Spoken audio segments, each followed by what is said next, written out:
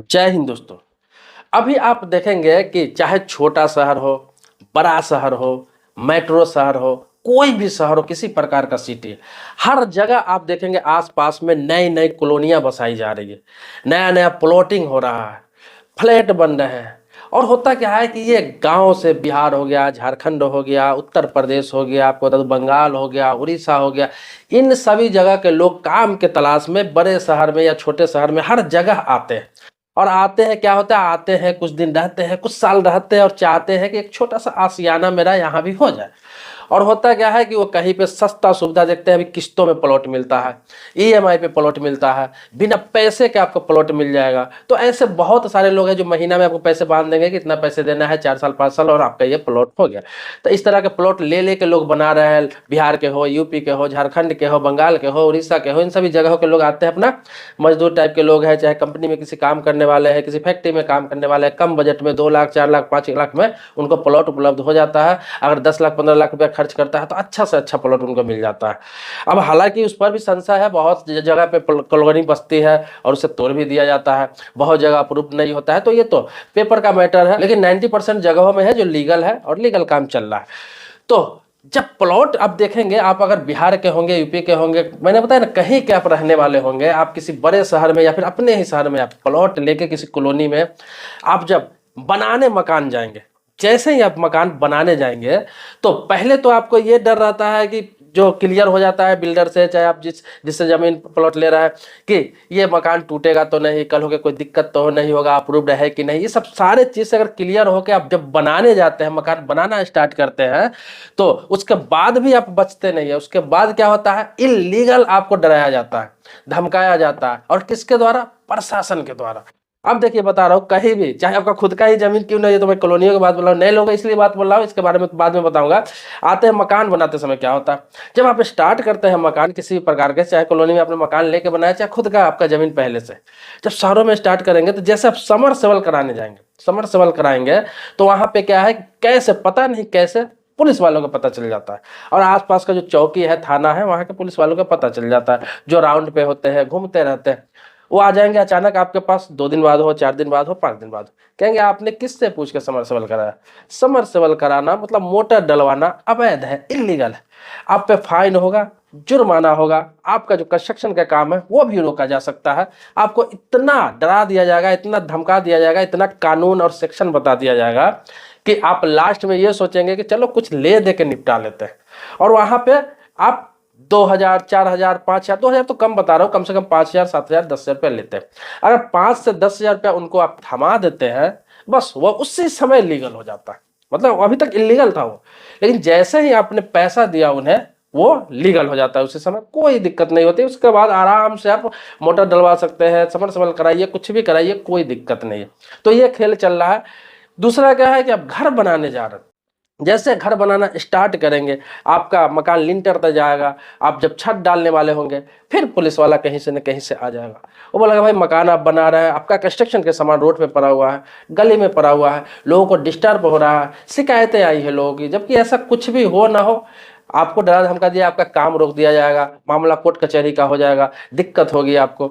और इस नाम पे भी आपसे कुछ पैसे ले लिया जाता है। जैसे पैसे देंगे वो सारा चीज फिर लीगल हो जाएगा, बता दिया जाएगा कि इधर रखिए, इधर साइड करके रखिए, कोई दिक्कत नहीं, आप काम करें, कोई कुछ नहीं होगा। इसके अलावा नए लोग जो आजकल मकान बना रहे हैं, बना बनाए खरीद रहे हैं या फिर बना रहे हैं, उनके साथ भी दिक्कत हो रही है। उनके साथ दिक्कत क्या हो रही है कि कुछ पुलिस वाले आएंगे आपको बाद में। अब पुलिस वाले होते हैं या नहीं होते हैं, या किस तरह के होते हैं, उनको डिपार्टमेंट के ये सब चीजें पता होती है या नहीं होती है, नहीं बताऊंगा। लेकिन वो आएंगे और आपको क्या कहेंगे कि देखिए ये जो मकान आपने लिया है, या फिर ये प्लॉट पे जो मकान आपने बनाया, वो बनने के बाद भी आपको पीछा नहीं छोड़ेंगे, बन जाने के बाद भी एक बार आएंगे।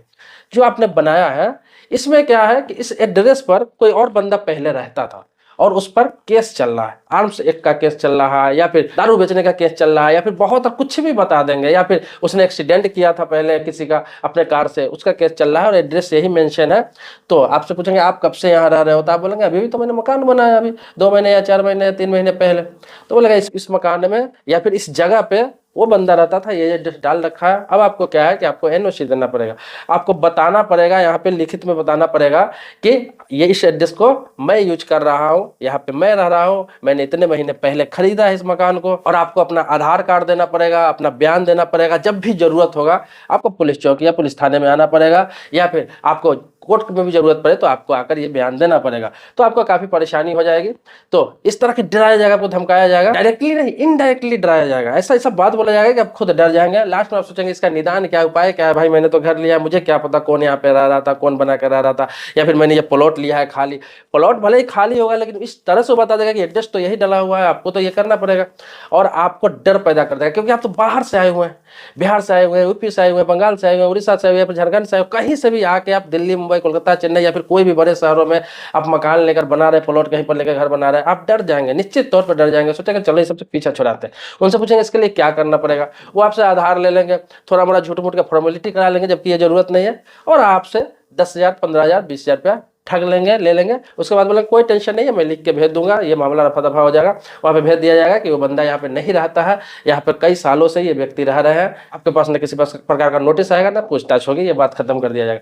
इस तरह से भी ठगी हो रही। तो ये 3 तरीका। अब ये 3 तरीका, एक तो समरसेबल वाला बताया मैंने आपको, एक तो बताया घर बनाने जा रहे हैं, एक ये बताया, ये 3 तरीका से चल रहा है स्कैम। और ये जो है इसमें से एक तरीका से भी अगर आपके साथ कोई ठगी हुआ है, या फिर आपको पैसे देने पड़े समरसेबल के लिए, मकान बनाने के लिए, या फिर इस तरह के इंक्वायरी के लिए, तो आप कमेंट बॉक्स में जरूर लिखेंगे। या फिर आपके रिश्तेदार के साथ हुआ है, आपके दोस्त के साथ हुआ है, कमेंट बॉक्स में अपने बात रखिए, ताकि लोगों को पता चले कि कहां कहां किस किस शहरों में इस तरह का चल रहा है। ये पूरे देश में इस तरह का चल रहा है, खास तौर पर ज्यादातर मेट्रो सिटी में चल रहा है। दिल्ली हो गया, मुंबई हो गया, कोलकाता हो गया, चेन्नई हो गया, इस तरह के बड़े बड़े शहरों में, जैसे हैदराबाद हो गया, लखनऊ हो गया, इस तरह के बड़े शहरों में ज्यादा चल रहे हैं। उनको पता है कि ये कॉलोनी बस रहा है, इसमें ज्यादातर लोग बाहर से आए हुए हैं, ज्यादातर लोग मजदूर टाइप के हैं, ज्यादातर लोग कंपनी में काम करने वाले, ज्यादातर लोग फैक्ट्री में काम करने वाले। तो उन लोगों के साथ इस तरह की ज्यादा किया जाता है। अब वो जो करते हैं, जो पुलिस वाले, वाकई में पुलिस वाले होते हैं या नहीं होते, मान लिया जाए होते भी है। अगर देखते हैं कि वर्दी तो पहन के आते हैं, सारा चीज रहता है उनके, हर चीज रहता है, अगर पुलिस वाले हैं ओरिजिनल, तो उनके डिपार्टमेंट को ये चीज पता है या नहीं पता है, ये भी लोग कंफर्म नहीं कर पाते हैं। क्या वो जो चीज बताते हैं आकर, ये लोग भी डर से कंफर्म नहीं कर पाते हैं। तो मैं आपसे यही कहना चाहूंगा कि इस तरह की चीजें हो रही है, या फिर किसी के साथ हुई है, या भी होता है, तो अगर इस तरह के कोई आता है, पुलिस वाला आपके साथ करता है, तो उसका वीडियो रिकॉर्डिंग करिए, चाहे छुप के ही सही, किसी को बता के वीडियो रिकॉर्डिंग कीजिए। पैसा उसका दे रहा है, वो भी वीडियो रिकॉर्डिंग आप कीजिए। आपको किसी प्रकार का धमकी दे रहा है तो भले ही छुप के वीडियो कीजिए, जो जो मामले बता रहे हैं, जो जो बातें बता रहे हैं, उसका वीडियो कीजिए। आपसे अगर आधार कार्ड ले रहा है, आपका डॉक्यूमेंट्स ले रहा है, तो आप उसका वीडियो कीजिए। मतलब अगर डायरेक्ट नहीं कर सकते तो आपको पता है किसी न किसी को कहीं से न कहीं से करवा लीजिए। एक प्रूफ होना चाहिए। आपको बता दो कि अगर पुलिस वाला वाकई पुलिस वाला है, किसी थाने का पुलिस वाला है, तो वो सस्पेंड होकर रहेगा, किसी भी हालात में सस्पेंड होकर रहेगा। क्योंकि एंटी करप्शन ब्यूरो जो है इतना एक्टिव है अपने देश में कि उसके लिए बहुत सारे नंबर जारी किए जा चुके हैं। हर शहर में बड़े बड़े अधिकारी, बड़े बड़े घुसखोर ऑफिसर पकड़े गए हैं। लेकिन क्या है, लोग एक्शन नहीं लेते। हमारे देश में डर का धंधा होता है। अगर किसी को डरा दिया जाए, अगर पैसा दे दिया जाए, बस उसका और डरा डरा कर पैसा लिया जाता है। तो डर के धंधा अगर खत्म करना है, आप डरिए मत किसी चीज, आप डरिए मत। मैं आपको इसलिए एग्जाम्पल के तौर पर बता रहा हूँ कि मैंने भी दिल्ली में एक जगह पे मैंने मकान लिया था, और मेरे साथ भी ऐसे ही हुआ। एक पुलिस वाला आया और मेरे मकान का फोटो वोटो खींचने लगा और बताने लगा कि इस पे तो कोई और पहले से किराएदार रहता था, जो कोई कांड करके चला गया। कौन रहता था? ये नाम का बंदा है, आप जानते हो उसे? मैं बोला यहाँ पे कोई नहीं रहता था, ये खाली प्लाट मैंने लिया, इस पे मैंने मकान बनाया। कोई का जब खाली प्लाट था तो इस पे कौन रहेगा? तो उसने कहा कि नहीं नहीं, इससे पहले शायद रहा होगा, कोई ना कोई रहा होगा, 10 साल 15 साल 20 साल पहले की केस है, तो उसके बाद खाली हुआ होगा, फिर आपने बनाया होगा। इस तरह की बातें आपने तो अभी अभी लिया है। तो सारी चीज पता नहीं लगा कि उस पर केस चल रहा है, आर्म्स एक्ट का केस चल रहा है इस तरह से। तो आपको तो बयान देना पड़ेगा। एक ब्लैंक पेपर में उससे साइन कराने की कोशिश करने लगे, ब्लैंक पेपर इस पर साइन कर दीजिए, मैं अपना बयान लिख दूंगा। तो इसलिए डराने के लिए कोशिश किया जाता है। फिर लास्ट में पूछता है कि आप क्या काम करते हो? तो मैंने जब बताया कि मैं एडवोकेट हूँ, बस वहीं पे बात खत्म हुई। जैसे मैंने बताया एडवोकेट हूँ, उसने बताया किस कोर्ट में? मैंने बताया दिल्ली के 30,000 कोर्ट में एडवोकेट हूँ। जैसे मैंने उसे बताया, बात ही वहीं पे खत्म हो गई। बोले सर आप तो सब कुछ जानते हो, मैं समझ लूंगा, कोई दिक्कत नहीं है, मैं जा रहा हूँ। सब तो जानते हो कितना पेचीदा मामला होता है, रहा होगा कोई रहा होगा, वो मैं लिख के भेज दूंगा कि अब वो बंदा इस एड्रेस पर नहीं रहता था, मैं गया था, वो बंदा नहीं मिला, वो किराएदार था, इस तरह के लिख के मैं भेज दूंगा। सीधा 10 मिनट भी नहीं रुका, 5 मिनट भी नहीं रुका, सीधा गाड़ी उठाया और निकल लिया बंदा। तो इस तरह की बातें होती है। लेकिन जो लोग इस बारे में नहीं जानते हैं, उनको कुछ पता नहीं है, उन लोगों के साथ ऐसे अक्सर होता है। बहुत सारे मेरे जानने वालों के साथ इस तरह के घटना हो चुका है। इसलिए मजबूर होकर मुझे वीडियो बनाना पड़ा। तो आपको बता दूं, जमीन का जो मामला होता है, जमीन का मैटर है, प्रॉपर्टी का मैटर है, किसी प्रकार का कोई दिक्कत है प्रॉपर्टी में, चाहे कुछ भी है, तो उसमें काम होता है कि चलो नगर निगम वाला आए, अगर वो मना करे कि समरसेबल आपको नहीं कराना है, या फिर नगर निगम वाला आए आपको ये बता दे कि हाँ यहाँ पे ये काम नहीं करना है, आपको कंस्ट्रक्शन का सामान यहाँ नहीं डालना है, वो अगर आपको चालान करके जाए, या फिर वो रोक कर जाए, या फिर वो अनैतिक तरीके से पैसा ले, तो वहां पे बनता है कि चलो उसका डिपार्टमेंट है ये चीज। लेकिन अगर पुलिस वाला अगर ऐसे करे, जबकि सिविल मैटर मैं आपको बता दूं, जो सिविल मैटर होता है उसमें पुलिस वाले को कुछ लेना ही देना नहीं, पुलिस वाले को कुछ मामला ही नहीं कि पुलिस वाला किसी के घर बनने से रोक सकता है अगर बिना कोर्ट के ऑर्डर का। अगर कोर्ट ने किसी भी मामले में ऑर्डर किसी को नहीं दिया है, तो बिना कोर्ट के ऑर्डर का अगर जमीन विवादित है, कोर्ट ने ऑर्डर कर रखा है, तो उस ऑर्डर के बिहाफ पे आपको दिखा के काम रुकवा सकता है। अगर भाई भाई किसी की जमीन की विवाद चल रहा है, या फिर एक प्रॉपर्टी को दो व्यक्ति से किसी ने बेच दिया है, तो इस तरह का कुछ मामला रहता है, तो कोर्ट के ऑर्डर से रुकवा सकता है काम, कोर्ट के ऑर्डर से कोई दिक्कत कर सकता है, कोर्ट का ऑर्डर पालन वो कर सकता है। लेकिन डायरेक्ट पुलिस वाला किसी प्रॉपर्टी के मैटर में, कोई सिविल मैटर में डायरेक्ट पुलिस वाला इन्वॉल्व नहीं हो सकता है, या फिर पैसा लेकर कोई काम को रफा दफा नहीं कर सकता है, या फिर कोई काम करने से आपको नहीं रोक सकता है। तो ये खेल चल कैसे रहा है, कैसे हो रहा है, हर जगह हो रहा है, हालांकि किसी को कोई दिक्कत नहीं हो रहा है। मैं आपको बता दूं, कहीं भी कोई दिक्कत नहीं हो रहा है, सिर्फ इसलिए जाते हैं कि वहां से कुछ पैसे मिल जाए, और लोग दे भी रहे हैं। मकान बनाने में 15,000, 20,000, 30,000, 35,000, 40,000, 50,000 रुपया लोग खर्च कर रहे हैं एक्स्ट्रा।